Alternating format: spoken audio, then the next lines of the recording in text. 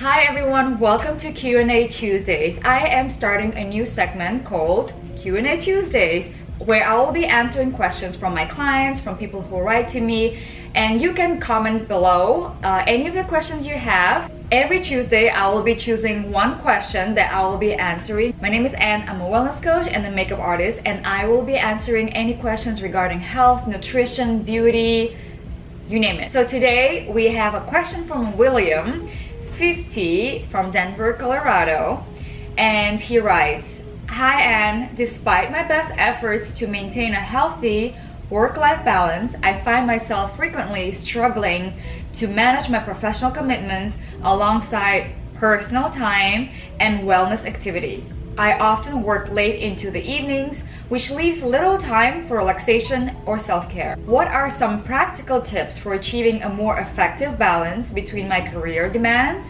and personal life, ensuring that I have time for both work and self-care?"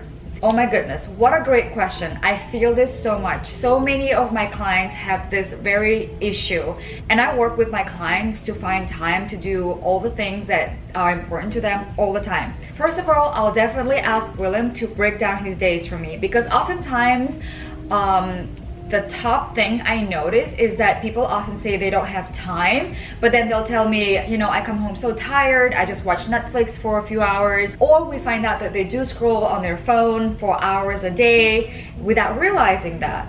So it's very important to really find out, where does your time go?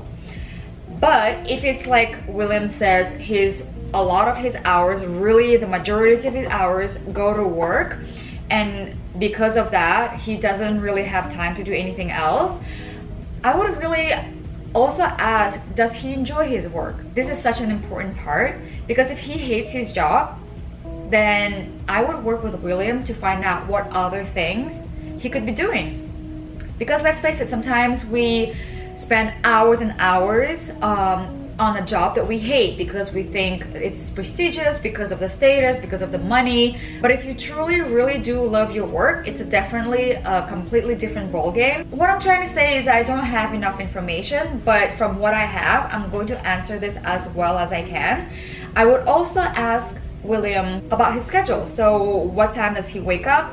What time does he go to work? And he clearly stated that he comes home very late in the evenings, then doesn't have time to do self-care. So can you do self-care in the morning? Let's say if his job starts at 9 or at 10, can he wake up a little earlier and meditate, journal, and do his self-care then? Or whatever it is that his self-care, maybe it's a workout. Even if it's a 15-20 minute workout, can you wake up like half an hour earlier or an hour and really take your time with your coffee ritual, which is self-care? Drink the coffee with a book, spend 20 minutes to read a book that feels like self-care. And then if he comes home late, then of course just take time to relax, meaning like, maybe just really not watch TV, because sometimes we are so tired after we come home that watching TV feels like relaxation, but it's not really relaxing. Your body is laying on the couch, but it's not really like it's not proper relaxation. So I would recommend just being off TV and really like put a candle on, put some music on, and even if it's half an hour before your bedtime, just be no device, because your brain will really relax so much better if you are not using your devices. And if you are like high sprung and you have to be on the phone up to your bedtime because of your work, then I would really question if that's truly really necessary. And if it is, then like what are the boundaries we can set with this? So like I said, maybe waking up extra early and doing self-care then, or in the evening, instead of watching TV or being on devices or like scrolling, then like really trying to be device free for an hour, take a hot shower or take a bath if you can. But he said that he doesn't have time, so I would assume that he doesn't have time for a bath. But I would say just being off your phone and like really keep your lights dim. I'm envisioning like salt light and dim light, and like very mellow music, just so like your brain can really start relaxing. And on weekends, if he has time, go to the beach, go to nature, go to a park, take a hike. That's like active relaxation. So you're not always on devices on your computer or working, and spend time with friends and have a massage. Another wellness part is, of course, nutrition and food. Make a huge batch of like really fresh, delicious whole foods. So it can be a big batch of beans, of brown rice, of vegetables, grilled vegetables. And then you can also do it one time in the middle of the week if you have a little bit of spare time. Maybe again, it's in the morning instead of evening, since he said evenings usually he comes late. Yeah, I think it's important to assess where does your time go and what are your priorities, because oftentimes people say, family is my priority, my health is my priority, but then if you look at how they're spending their time and how they're spending their money, then it's on work and on things, on material things. So really look at where you're spending the majority of your time. Does that reflect what you're truly saying? Because I used to work in a job that I hated, and I used to spend a lot of time on material things to make up for the unhappiness.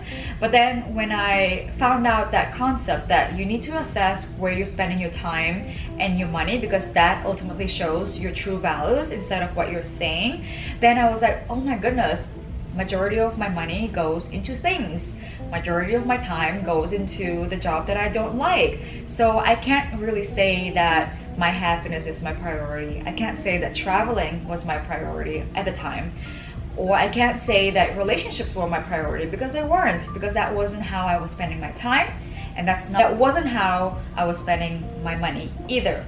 Now my life is definitely, my time and money I spend way more in alignment with my values. I would recommend somebody like William to work with a therapist or a wellness coach to really see a personalized way to make this work for him. And definitely prioritize friendships. I know sometimes people get carried away with work and don't have friends and family time, and I would say it's a very important thing to dedicate your time to, because your wellness and longevity does depend on your connections as well. So I'd say at least once a week, make time to spend time with people that you love, and just schedule that in. Just just schedule that into your calendar like you would schedule any meeting, and call that friend and then agree on meeting at that time. Don't just be like, let's see each other soon. Yeah, whatever you prioritize, you can put on the calendar. Reach out to that friend and see with your workload if you can delegate, because sometimes we put too much on our plate and we say yes to everything at work. And I would really work with William to see, does he have that in his personality? Does he have a tendency to people please, to overwork to please his boss, or to because that's very common, and there's nothing wrong with that, but it ultimately will erode your wellness and health. And self-care is very important. So I really acknowledge William for recognizing this and writing to me to see how he can make it work. I hope this helped somebody else here too. Please feel free to submit your questions in the comments below, or you can also post your question under my latest Instagram post, or if you feel like your question is pretty private, feel free to DM me as well, and I look forward to answering your questions soon. See you next time.